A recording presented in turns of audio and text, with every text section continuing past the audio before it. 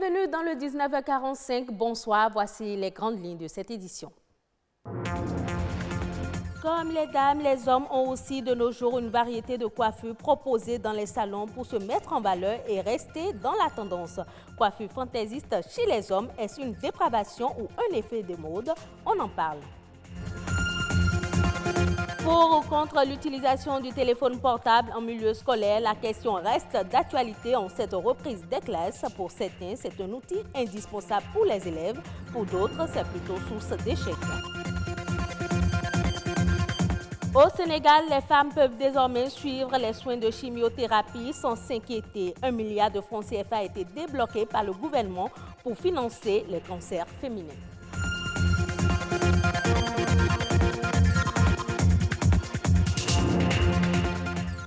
C'est un sujet qui défraie la chronique dans le milieu scolaire. L'utilisation du téléphone portable dans les établissements d'enseignement inquiète plus d'une personne. S'il est vrai que c'est un outil de communication et parfois de recherche pour les apprenants, son utilisation a pris une telle ampleur aujourd'hui qu'elle ne peut pas être sans conséquences sur les rendements scolaires. Les téléphones portables dans les établissements scolaires sont-ils un frein à l'excellence? C'est un sujet de Samson Thiaumont, Rose Diman et Arnaud Tabouy. L'utilisation du téléphone portable en milieu scolaire prend de plus en plus d'ampleur. Des téléphones simples aux smartphones, le portable s'invite dans les salles de classe. Pourtant, son usage n'est pas souvent approuvé. L'utilisation du téléphone portable est une chose à proscrire dans le milieu scolaire. L'utilisation que les enfants en font aujourd'hui, ce n'est pas dans le sens de l'enseignement. Si c'est pour avoir les informations, par exemple sur l'Internet, et que c'est dit que c'est comme ça va être, puisque les professeurs les envoient vers les recherches. Ils ont besoin d'utiliser ça, mais pas à l'école. Pas à l'école parce que ça risque de biaiser ce que nous avons instauré comme règle. Avec les révolutions technologiques et l'avènement des réseaux sociaux, le téléphone portable modifie les habitudes des apprenants. Son usage est chronophage. Aujourd'hui, avec l'avènement des réseaux sociaux, des outils comme Viber, Twitter, YouTube, Facebook, quand les enfants sont sur ces réseaux sociaux, ils ne savent pas s'arrêter. Lorsque les apprenants ont des téléphones et ils viennent en classe avec, l'apprenant se trouve beaucoup plus attiré, attaché à son téléphone qu'à ses cahiers. En classe, comme dans la cour des écoles et établissements, le téléphone portable ne quitte pas les apprenants. Le port et l'utilisation du cellulaire en milieu scolaire ne sont pas sans inconvénients. L'enfant qui utilise le téléphone portable n'a pas le temps d'écouter ce que le professeur lui dit. Les élèves ont accès à des informations, des données qui ne sont pas pour leur âge. Et ils passent tout leur temps à s'investir, à se verser dans cette pratique-là. Et le temps de l'apprentissage est écourté. La conséquence directe, c'est l'échec tout simplement. L'échec du point de vue scolaire, l'échec du point de vue social. Parce qu'en fait, ce n'est pas seulement la réussite à un examen qui fait d'un homme ce qu'il doit être. Le téléphone portable est un moyen de communication et de recherche. S'en servir, c'est bien. Le faire hors du cadre scolaire, c'est encore mieux. Fait de mode chez les hommes, chacun adopte un style de coiffure selon sa convenance.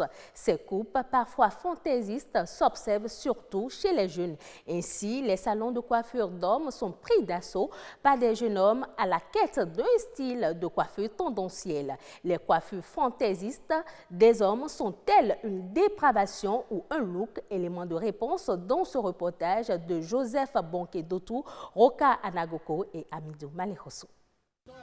La tendance, la mode ou encore la recherche de la belle apparence, telles sont les raisons qui justifient les coiffures fantaisistes observées chez certains jeunes.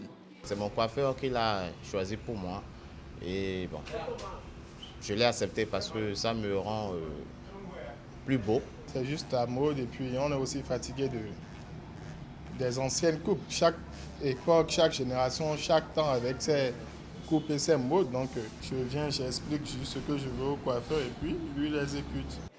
Entre le spécialiste et le client s'installe alors un principe de respect du goût. Nous, on est coiffeurs et notre métier, c'est de répondre à ce que veut la clientèle.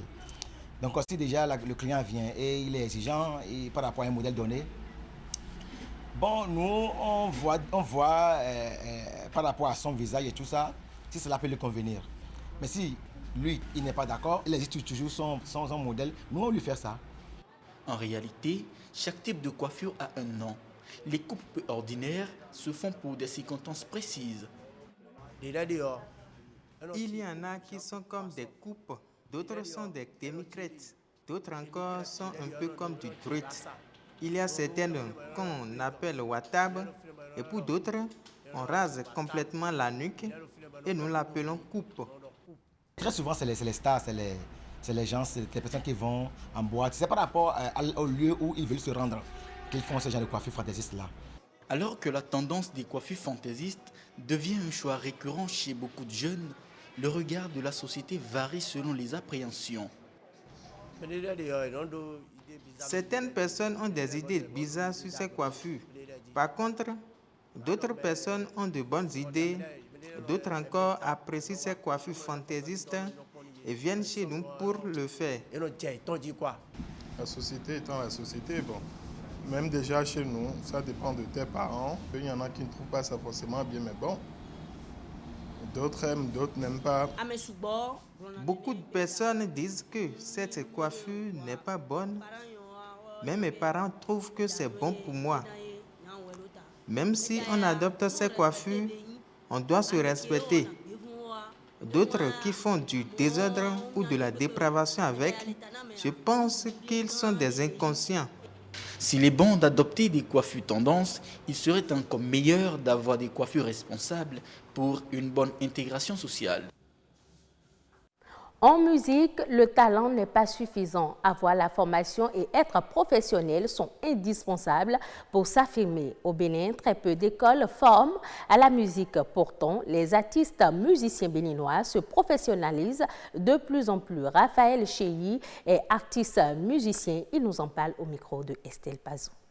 Déjà, c'est le mot professionnel qui nous amène à dire qu'il serait mieux de se faire former parce que professionnel, c'est déjà l'artiste qui ne fait que ça comme profession. Donc, quand tu ne fais que ça et que tu ne connais pas ce que tu fais et tu es dans ton sphère statique intuitive, ce ne serait pas possible de le faire comme cela se doit. Donc, forcément, il faut la formation pour être professionnel. Il y a quelques centres, par contre, qui donnent des formations soutenues et rigoureuses en ce sens. Il y a quand même des professeurs qui donnent des cours à domicile. Je ne pense pas qu'il y en a autant d'écoles comme il le faudrait sur le plan national. Heureusement que parmi nous, il y a certaines personnes qui ont quand même qui ont suivi le cursus normal, qui ont fait des écoles à l'étranger. Donc avec ces personnes-là, il y a le partage, il y a des masterclass qui se font.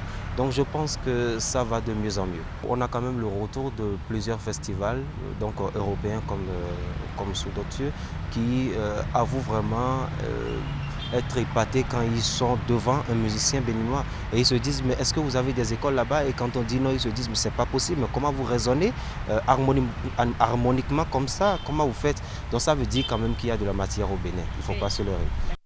Au Ghana, le prix de la tonne de cacao passera de 8 240 cédis, soit environ 766 000 francs CFA pour la campagne 2019-2020, une hausse de 8,4% par rapport à l'année dernière. Ce montant signe la première amélioration depuis 3 campagnes. En outre, cette belle embellie du prix du Ghana intervient en même temps que la revalorisation opérée en Côte d'Ivoire pour le compte de la nouvelle campagne. Au Sénégal, les femmes atteintes de cancer peuvent désormais se faire soigner gratuitement. 1 milliard de francs CFA a été débloqué par le gouvernement pour financer la chimiothérapie chez les femmes atteintes du cancer de sein et du col de l'utérus. Ramata Démé de la RTS. Cette gratuité des anticancéreux, les femmes en ont longtemps rêvé. Aujourd'hui, ce rêve devient réalité grâce à la subvention d'1 milliard de francs CFA annuels de l'État. Nous sommes très contentes, les médicaments sont chers, Je ne travaille pas, c'est ma famille et mes enfants qui m'aident à acheter les médicaments.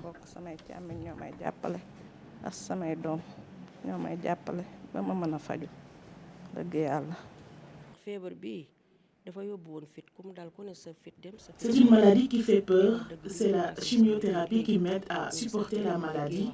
La chimiothérapie aide à nous sentir mieux. Ñi ngi gërëm di sant nag di ñaan yàlla sagal jigéen bii ñu def ba may ñu lii nga xam ne dañ ko waroon di jënd wax dëgg kontaan nañ ci bég nañ ci. da ko jënd ordonnance 120 000 par 15 jours. Des médicaments à 120 000 francs achetés chaque 15 jours, c'est pas facile. ñaanal ko rek di ko sant di ko gërëm yokk ba yëg ko wér ak wérle ci barke Seydina Mohamed.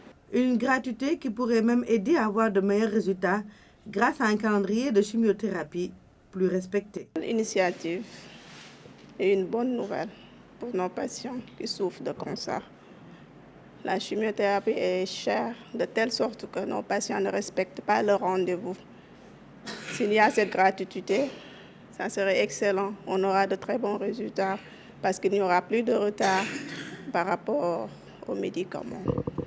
Les cancers féminins sont concernés par cette gratuité, mais d'autres cancers pourront bénéficier de la subvention de l'État. C'est le cancer du sein, qui est le premier cancer de la femme, et le cancer du col de l'utérus.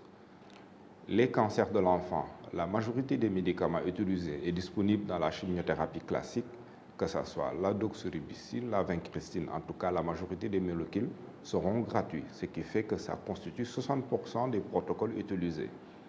Les hommes n'ont pas été oubliés parce que le cancer de la prostate métastatique a besoin de chimiothérapie quand elle est hormonorésistante, quand elle ne répond plus à l'hormonothérapie. Bien, pour cette chimiothérapie, elle sera totalement gratuite. Donc 100% des cancers de prostate métastatiques qui ont besoin de chimiothérapie seront pris en charge gratuitement par la chimiothérapie. Les autres cancers, que ce soit les cancers de l'ovaire, les cancers du poumon, que ce soit les cancers hématologiques, la majorité des médicaments qui sont utilisés seront gratuits, ce qui fait que 60% des cancers seront gratuits. Ceci représente environ plus de 2600 malades par année. Pour le moment, les thérapies gratuites sont présentes dans les structures ciblées à partir de ce 1er octobre. Cette gratuité concernera les hôpitaux de l'hôpital régional de Grand Yoff, l'hôpital d'Al Djam, le Centre national de transfusion sanguine, l'hôpital de Fann, l'hôpital principal, le service de maternité de l'hôpital Aristide Le Dantec, l'Institut du cancer de l'hôpital Aristide Le Dantec, les services d'oncologie pédiatrique Aristide Le Dantec et l'hôpital régional de Thiès.